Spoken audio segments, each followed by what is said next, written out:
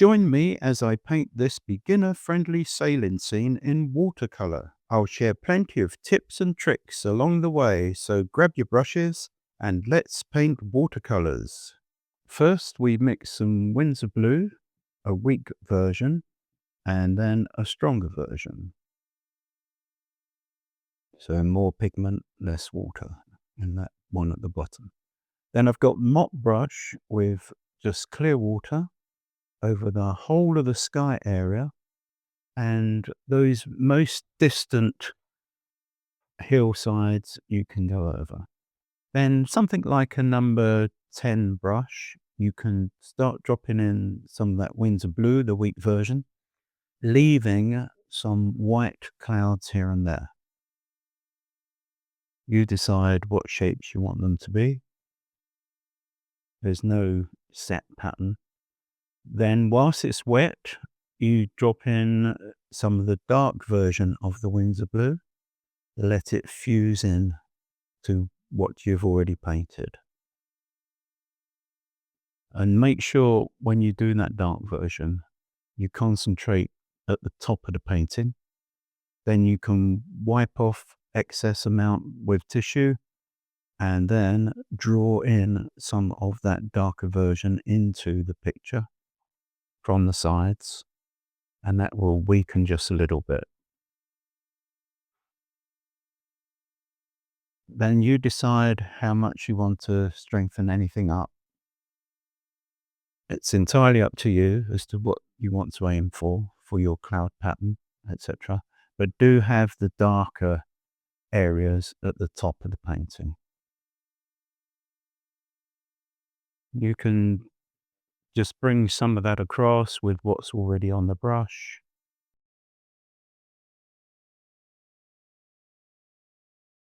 And then dry off with a hairdryer. If necessary, mop up the edges. And the paper is taped all the way around because it's 140 pounds rough Baohong paper. Then for those distant hillsides, we've got a sort of grey, bluey grey colour where you can have Winsor Blue and a little bit of light red added.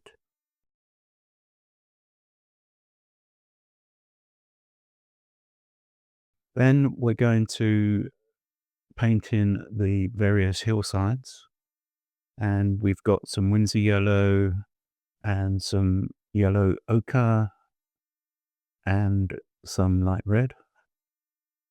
We've created some greens, so we've got a Winsor Blue added to the yellow at the top there as well.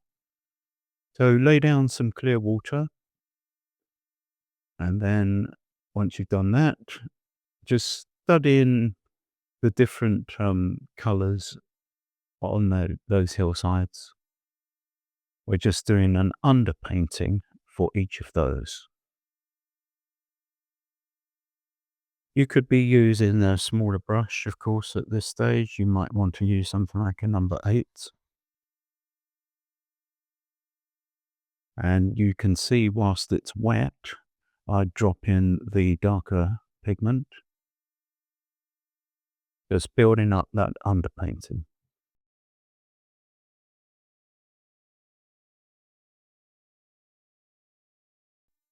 You will see later that we can give those areas more definition. We'll be using something called the scraping technique.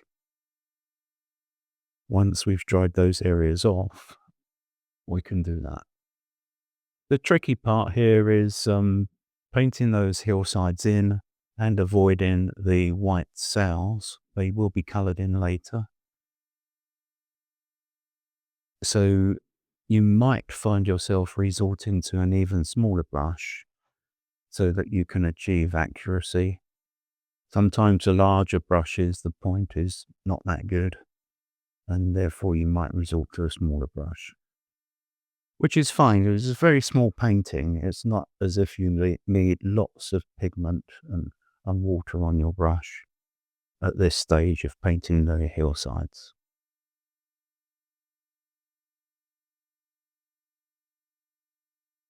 So looks a little bit messy at the moment because it's all underpainting, but you will see that this will gather more and more definition as we go on. And this is a good tip for you when learning transparent watercolor painting, where appropriate, and that's quite often that you would do an underpainting. A lot of people think that the end result that you're aiming for is all achieved in one go, just one coat, and that's it. That's rarely the case. You often need an underpainting.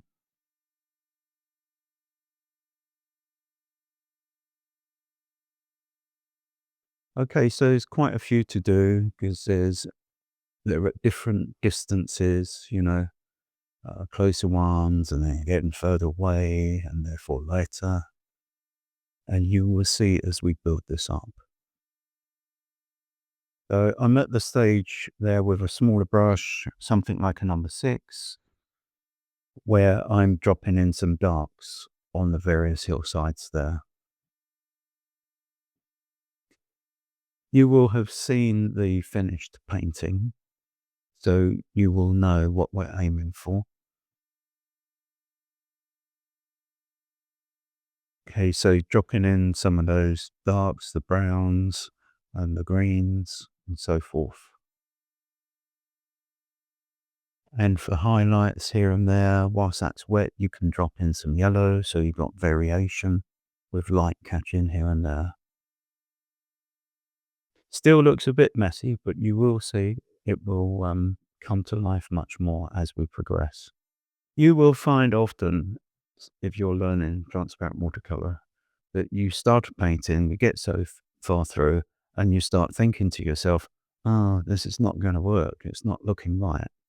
But just persevere and push your way through, because that is often the case. Because at certain stages, you've only completed so much, and what you have completed has not got anything to compare itself with. So, for instance, a lot of the time it's a joining just white blank paper, and it looks unusual, doesn't look right, but it's all relative. But when you've then dispensed with the other white paper, it starts to come together. And do remember that it's also useful to practice on small pieces of paper like this. This is only a small size paper. And like a 9 by 6 is good, or you can do a 7 by 5. Even this painting can be on a small piece.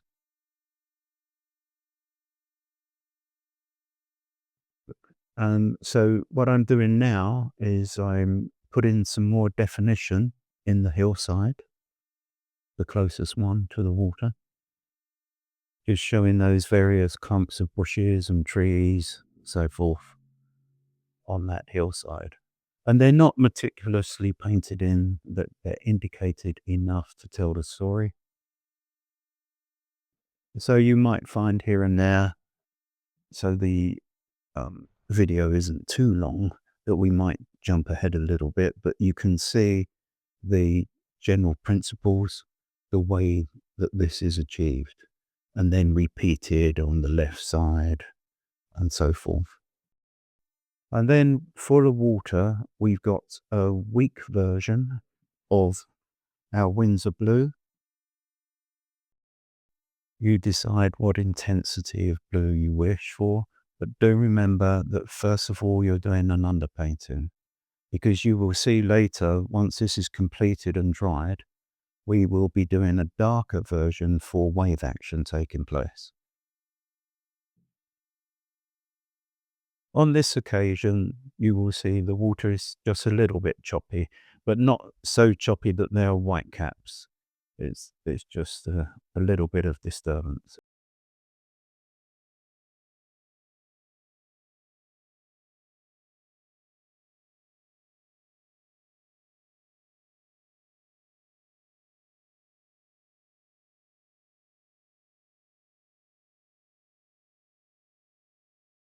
So dry that off with a hairdryer. Remember to mop up the edges if necessary, if you've got excess water pigment there, so you don't get creep back. Now you can see I'm mixing Winsor Blue and Scarlet Lake, and quite strong. still with plenty of water though, and then go to a very small flat brush. Something like a quarter or half, whatever you have, you can see the size of it on the screen. Brush sizes do vary tremendously according to the different makes. So I mentioned the sizes as a general guide, but go by what you can see on the screen. And as you can see in the distance, you want those wave actions to be thinner and lighter. Little clumps here and there, but of that general principle, you'll see as we work our way forward, they do get thicker and darker. So much lighter in the distance there. See that in the middle of the painting, between the boats. And I've indicated a little bit of trail behind each boat as well.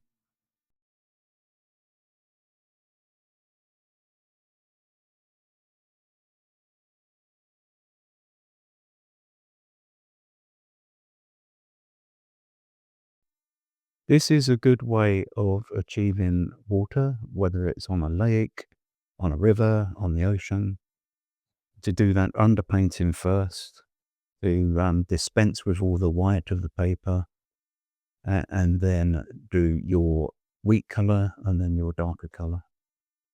On other occasions, in other tutorials, you will see how I help you achieve crashing waves and the white of the paper being used for waves and foam on the water, etc. But on this occasion, we didn't need it, and it's an easier version to paint. So perfect for beginners.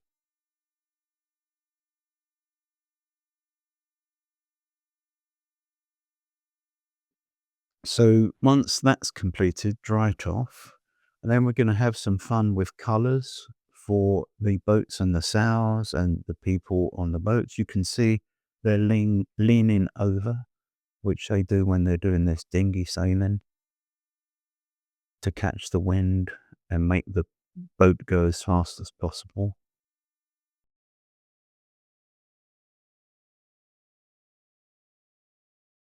So you decide what colors you want, but you can see what I'm using. Some Winsor yellow, some Scarlet Lake, a green mixture, etc. The hull of these boats will, of course, be darker, and you'll see that. We'll come on to that later. And at the back of each boat, the stern, they are red. And that's also where they have the rudder for steering. But you will see that come together later. Okay, so now we're dropping in the very dark color for the hull of the boats. And you might get away with number 6 brush if it's got a good point, but I would suggest you might want to resort to an even smaller brush for this detail. Maybe a 4 or a 2. See what you feel comfortable with, and also you can, of course, practice it on a spare piece of paper first. When we paint the sails, we're going to do just a tiny bit of negative painting where we paint around the people on the boat. We did, of course, lots of negative painting earlier when we were painting the hillsides and avoiding the sails of the boats.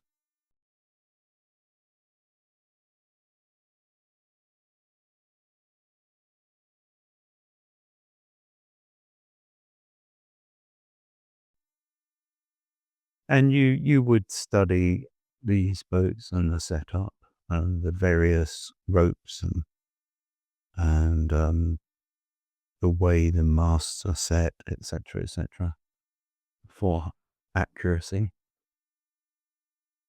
Use a brownish color for the heads. No real detail involved, just indicating. And then your choice of color for the clothing for the sailors.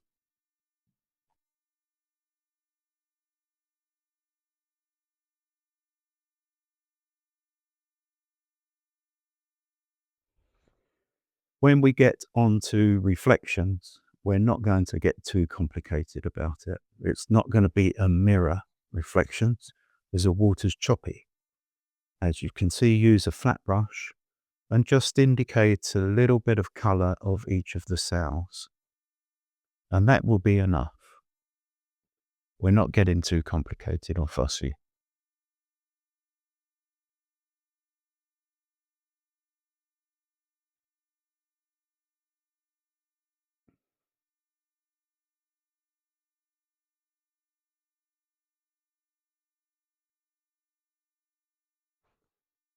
The flat brush is very useful now for finishing off at this stage, or the little trails behind each boat as it skims through the water.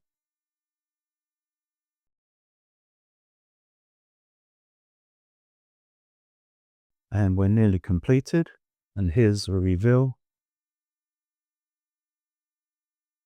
Nice and easy for beginners, a sailing painting. I hope you've enjoyed that and have a go, and I look forward to seeing you next time.